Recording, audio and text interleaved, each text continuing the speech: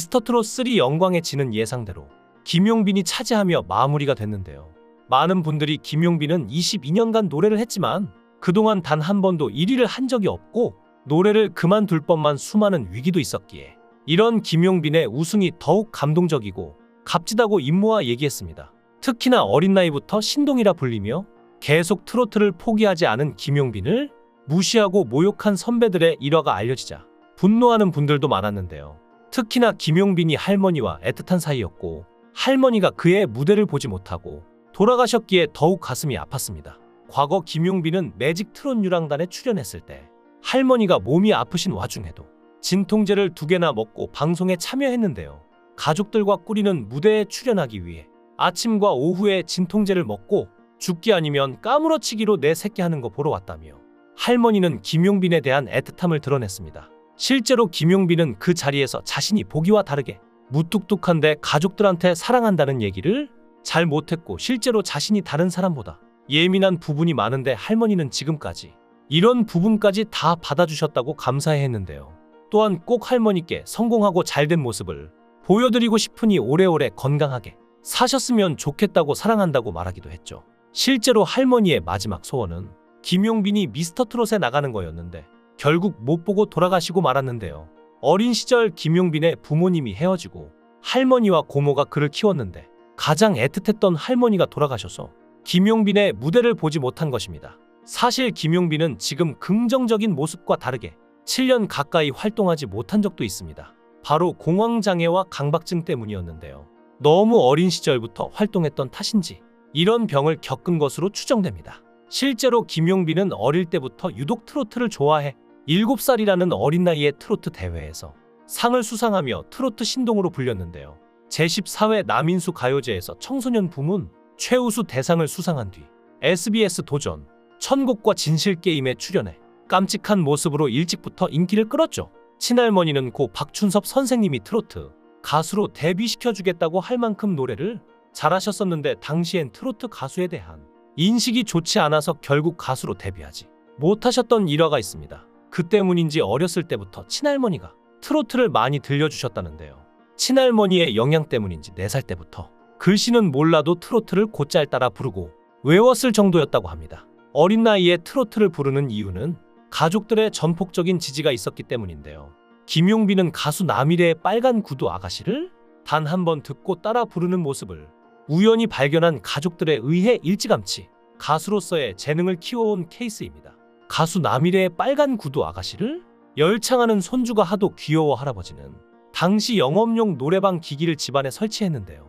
손주는 놀이터도 안 가고 마이크에서 손을 떼지 않았습니다. 그리고 7살 때 대구 지역 모 백화점 노래자랑에서 상을 받은 후 전국을 돌며 각종 행사에 출연하기도 했는데요. 초등학교 6학년 때 공식 1집을 냈고 2012년 보고 싶어서란 대표곡이 들어있는 2집을 낸 프로 중에 프로 가수죠.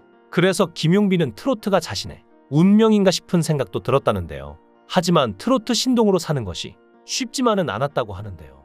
일찍부터 유명세를 겪었지만 공중파 방송의 벽은 높았습니다. 가요 무대는 단골로 나가고 케이블 방송, 트로트엑스에도 출연해 깜짝 관심을 모았지만 대중의 이름을 알리기엔 역부족이었죠.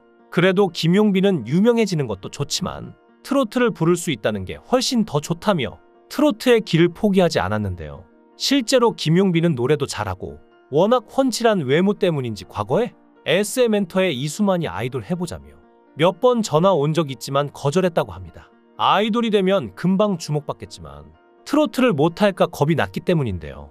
하지만 이런 트로트 사랑에도 수차례 힘든 상황은 있었습니다. 학창 시절을 남들처럼 보낼 수 없었고 변성기 때는 트로트를 못할 뻔한 고비도 겪으며 어려움도 겪었죠.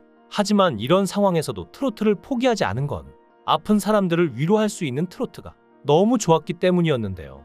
그래서 트로트를 평생 할 거라는 생각으로 위기도 이겨낼 수 있었던 것입니다. 그리고 결국 김용빈은 2004년 13살의 나이로 트로트 신동으로 데뷔한 김용빈은 현재 22년 차 베테랑 가수가 되었죠. 그동안 포기하지 않고 노력한 시간은 미스터트롯 3에 출연하며 증명됐는데요. 선이 고운 외모와 반전되는 강렬한 중점, 첫 소절부터 듣는 이의 귀를 사로잡는 짙은 감성으로 대중을 사로잡았고 특히 대국민 온라인 응원 투표에서 7주 연속 1위를 차지하며 독보적인 인기를 증명했습니다. 또한 결승전에서는 생방송 문자투표, 유효표 164만 1378표에서 무려 44만 3256표를 얻어 27.01%의 득표율로 1위에 올랐는데요. 그야말로 압도적인 수치였죠. 김용빈은 상금 3억 원과 프리미엄 차량, 2천만 원 상당의 해외 여행권, 영탁 마스터의 우승곡 등 풍성한 부상을 받게 될 예정이라고 하는데요.